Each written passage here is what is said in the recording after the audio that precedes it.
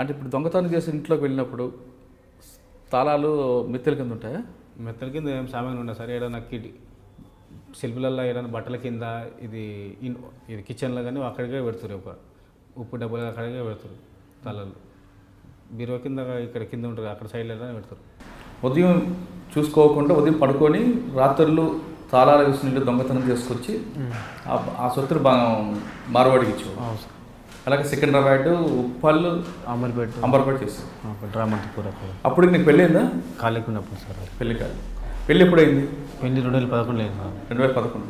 ఎవరు నీకు ప్రేమించి పెళ్లి చేసుకున్నావా లేదా పెద్ద అరేంజ్ మ్యారేజ్ సార్.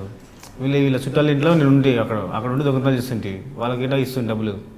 అట్లా ఒక పిల్లని చేసుకోవాలంటే వీళ్ళ అమ్మ వచ్చి అడిగింది. అడిగితే దొంగనికి ఎవరికి ఇస్తారని చెప్పి చేసుకున్నా, ఒప్పుకున్న. అట్లా మా ఇంట్లో తెలియదు సార్. వీళ్ళ అమ్మ వచ్చి. ఎలా జరిగింది అంటే మా అత్తమ్మ వచ్చింది సార్. వచ్చి మా అమ్మకు అన్నది, ఎట్లా నీ బిడ్డ ఉందిగా, పెద్ద బిడ్డకి ఇచ్చి ఎట్లా మీ ఆయన తాగుతూ ఉంటాడు, నీకు చేయడం నీకు చేత కదంటే ఈయన తీసుకొని ఆమె వచ్చింది. సరే ఇచ్చి చేస్తా అని చేసింది. మా అమ్మకు అన్నీ తెలుసు సార్, తెలిసి వేసి ఇచ్చింది నాకు. అంటే దొంగని తెలుసు? మా అమ్మకు తెలుసు. నీకు తెలియదు? నాకు తెలియదు. మీకు చెప్పలేదు? చెప్పలేదు. నేను వద్దు, ఇంత తెలియదు, చిన్న వయసు సార్, 13 సంవత్సరాలు ఉండిను అంతే. అయితే ఇంకా పొడుగు 7th చదువుతుండే సార్. పొడుగున్నందుకు అందరు ఇంత వెళ్ళి ఇంకా నీ బిడ్డకు పెళ్ళి చేయలేవా, పెళ్ళి చేయలేవా అని చేసి ఇచ్చింది. నాకు ఇష్టమే లేదు సార్ అప్పుడు పెళ్ళి అనేది. ఆమె అంతా ఆమెనే వేసి ఇచ్చింది. అంటే దొంగ విషయం నీకు తెలియదు కానీ మా అమ్మకు తెలుసు. పెళ్ళైన తర్వాత ఆమెనే చెప్పింది, 3 దొంగనే వేసి ఇచ్చిన, అది కావాలని వేసి ఇచ్చారు మా ఇంట్లో. ఎందుకు? మా ఇంట్లో నేను నచ్చాను, ఇప్పటికీ నచ్చాను. మీ అమ్మగారికి కూడా? ఎందువల్ల? ఆమె అస్సలు పడనే పడ, అసలు ఏం పని చేయ అది చేయ అని ఇంకా ఆమె నచ్చాక ఇంకా చేసి ఇచ్చింది. దొంగతనం చేస్తున్నప్పుడు వీళ్ళింట్లో ఉండేవాడు? వీళ్ళ అత్త వాళ్ళ ఇంట్లో, వీళ్ళ మేనమామ ఉంటారు కదా, వాళ్ళ ఇంట్లో ఉండు అమ్మ ఉప్పల్లో అక్కడ. అంటే దొంగతనం చేసే సొత్తు వీళ్ళు కూడా ఇచ్చేవాడు? ఎందుకు? వాళ్ళ ఇంట్లో ఉండే కాబట్టి ఇస్తుంటే, ఖర్చు పెడుతుంది పైసలు. అవి ఏం ఇచ్చేవాడు?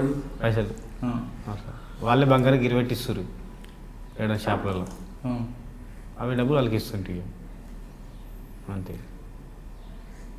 మరి పెళ్ళైన తర్వాత దొంగతనంకి వెళ్తున్నప్పుడు ఎప్పుడు తెలిసింది దొంగ అనే విషయం? అంటే పెళ్ళైన తర్వాత పాప పుట్టిన తర్వాత తెలుసు సార్. అంతకుముంచి నేను పట్టించుకోతుండే. ఏం పని చేసేవాడు అని? ట్రావెల్స్లో పనిచేసేవాడు అని చెప్పేవాడు. సరే అని నైట్ 9 గంటలకు వెళ్ళేటోడు, 4-5 గంటలకు వచ్చేటోడు. 2-3 సార్లు ఒకసారి 20,000 ఇచ్చిండు, ఒకసారి 10,000 ఇచ్చిండు. ఇట్లా నీకు ఎందుకు ఇన్ని కనమొస్తా అంటే అడ్వాన్స్ అడిగినా అది అడిగినా అని వచ్చి చెప్పేటోడు. అట్లా నాన్నగా నేను సైలెంట్ అయిపోయేదాన్ని, ఏమనుకుంటుండే.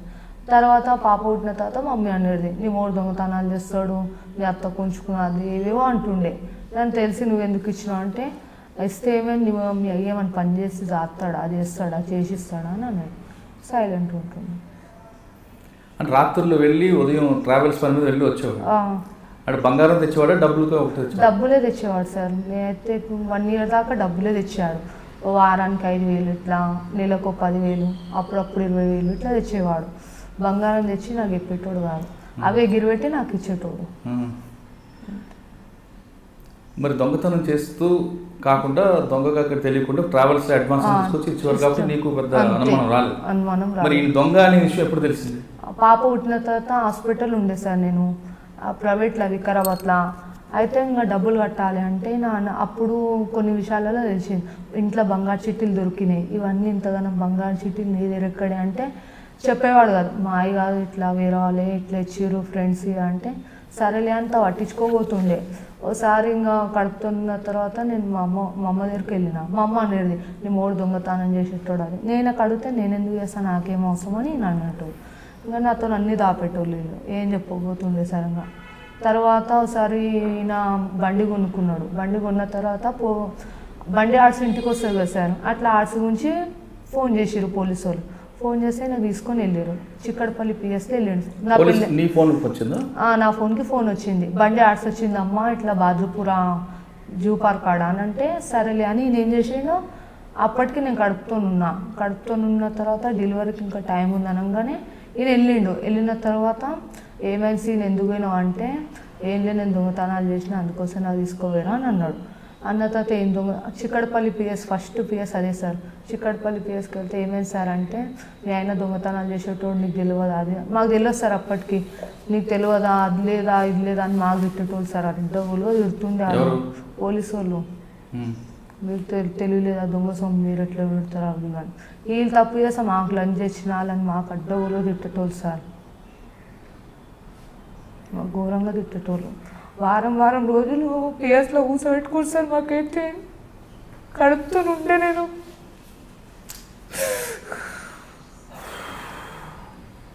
మస్తు మాటలు అంటారు సార్. మాకైతే చేసింది నేను కానీ మాట తిట్టేటోళ్ళు సార్. ఘోరంగా తిట్టేటోళ్ళు. ఇల్లు వచ్చి ఇంట్లో మొత్తం దాచి అందరు ముంగట ఇజ్జత్ తీస్తుంటే సార్ పోలీసు వాళ్ళు వచ్చి కాలు మొక్కినా కాళ్ళతో దన్నారు సార్. ఇప్పటికీ గుర్తుకుంది నాకు. కడుతున్నప్పుడు కాళ్ళతో దన్నారు. కాళ్ళ మెట్టల కాని చదివిపెట్టలేదు సార్. వారం రోజులు రాజన్న సీసెస్లు కూర్చోబెట్టుకోరు సార్. నాకు మా చిన్న పాపకు పెద్ద పాప ఉండే పుట్టి 2 years అవుతుంది. ఆమె నాకు 2 కూర్చోబెట్టుకుని ఈయనతో పుస్తల తాడు నుంచి అన్ని తీసుకో. అసలు ఈయన ఏమి వేయలేడు సార్. కాళ్ళు 2 పుస్తలు వేసి నాకు ఏమి మెట్టెలు పట్టి అన్నీ తీసుకోరు సార్. మస్తు బాధ పెట్టారు సార్. మాకైతే ఏ ఇంట్లో ఉండని ఇంటికాడికి నేను తీసుకొని వస్తే బేడీలు వేసుకొని తీసుకొచ్చి బియ్యం కాడ నుంచి అన్ని రాసింది తీసుకుపోయారు సార్. అసలు ఈయన ఏమి వేయబోతుండే ఎన్నిసార్లు చెప్పి నేను పోతుండే సార్. చిక్కడపల్లి పోలీస్ స్టేషన్లో మొదటిసారి వెళ్ళినప్పుడు కడుపుతో ఉన్నప్పుడు వారం రోజులు పెట్టారని చెప్తున్నాను కదా. తర్వాత బయటికి వెళ్ళకి వచ్చాము. బయటకు నేనే బెయిల్ తీసిన సార్. బెయిల్ తీసి వద్దు చెయ్యకంటే పోలేడు సార్. పోకపోయినా మళ్ళీ ఇంటికాడికి వచ్చి నైట్లో 12-1 బెయిల్ మీద బయటకు వచ్చి మళ్ళీ దొంగతనం చేశారు. పోలేడు సార్. అప్పుడు నా దగ్గర ఉండే మమ్మీ వాళ్ళ ఇంటికి వెళ్ళినాం మేము. వెళ్తే మా అమ్మ నేను అందం కూర్చో అన్నం తిని పండుకున్నాం సార్. గేట్లు దుంకొచ్చి నాకు తీసుకొని వెళ్ళి సార్. మళ్ళీ నల్లగుంటోళ్ళు మలకపేటోళ్ళు సార్. అంత ఐడియా లేదు. తీసుకోపోయి మళ్ళీ కొట్టి మళ్ళీ రిమాండ్ చేసారు సార్. అప్పటికి మళ్ళీ అప్పుడు ఏం చేయకపోయినా తీసుకోతుండేది సార్. మస్తు ఇబ్బంది పెట్టారు సార్ మాకైతే. చిక్కడపల్లి పోలీస్ స్టేషన్ బెయిల్ మీద బయటకు వచ్చిన తర్వాత మళ్ళీ దొంగతనం చేసావా చేయలేదు? చేయలేదు సార్. వారం దాకా చేయలేకుంటే. అప్పటికి ఎన్ని దొంగతనం చేస్తావు? అప్పటికి 2-3 చేసినట్టు. చేయకుంటే ఇంటికి వచ్చి బెయిల్ మీద బయటకు వచ్చి కదా సార్. మా అమర్పేటలో పట్టుకుపోయారు వచ్చి. చేయకుండా పట్టుకుపోయారు వచ్చి కదా సార్. పట్టుకపోయి మళ్ళీ పాత కేసులు ఉండే అవి నా మీద వేసి పంపించి లోపలికి వచ్చారు. అంతే. మరి రికవరీ ఉండాలి కదా. లేదు వాళ్ళ దగ్గర బైక్లు ఉంటాయి కదా సార్. పాత అవి వేసి పంపించారు. అంటే నువ్వు తాళాలు పగలు కొట్టిన కాకుండా 2 వీలర్ కూడా దొంగతనం చేస్తావు. నేను చేయలేదు. చేసేది ఒకటైతే 15 కేసులు వేసి పంపుతుంది. చిక్కడపల్లి పోలీస్ స్టేషన్లో మీ భార్య కడుపుతో ఉన్నప్పుడు పోలీసులు కడుపు తన్నేవారు. అప్పుడు చేసేది. అప్పుడు చేసిన నీకు బాధ అనిపించలేదు? అప్పుడు నమ్ము కూడా చూడలేదు సార్. లోపల వేసాను నన్ను అక్కడ. ఈయన కలవనీయబోతుండే సార్. మాట్లాడనీయబోతుండే సార్. అది అట్లా చేసి రాజనగర్లో అట్లా చేసి సార్. మస్తు ఇబ్బంది పెట్టారు మాకైతే సీసీస్ వాళ్ళు.